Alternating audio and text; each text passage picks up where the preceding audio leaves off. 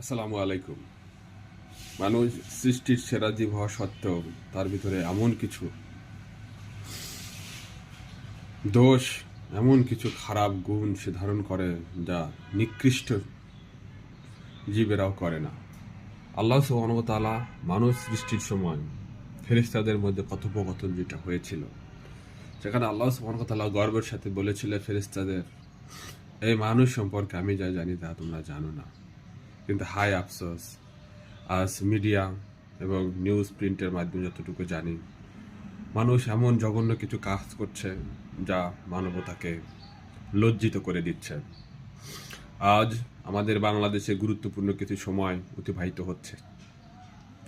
আসন্ন জাতীয় নির্বাচনে সত্যিকারের সৎ এবং যোগ্য প্রার্থীকে যদি আমরা এই সময় বাছাই করতে না পারি, তাহলে আমাদের জাতীয় জীবনে আসতে পারে এক চরম পরিণতি।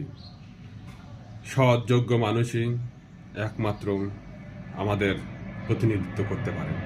আপনি কাকে কিভাবে আপনার প্রতিনিধিত্ব করার জন্য মনোনীত করবেন, এই ভোট তারই প্রতিফলন। আসুন আমরা সৎ, নিষ্ঠাবান, ব্যক্তিত্ববান ব্যক্তিদেরকে নির্বাচিত করি, যারা কিনা আমাদের প্রতিনিধিত্ব করবে।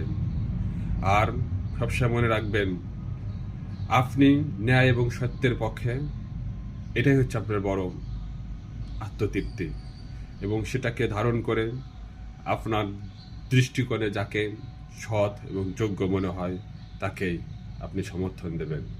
এতে করে যদি আপনার ভোট যাকে দিয়েছেন সে যদি নির্বাচিত নাও হয়, তবু আপনি একটা আত্মতৃপ্তিতে থাকবেন যে তুলনামূলক যে আপনার কাছে বেশি যোগ্য এবং সৎ মনে হয়েছে আপনি তাকেই বাছাই করেছেন।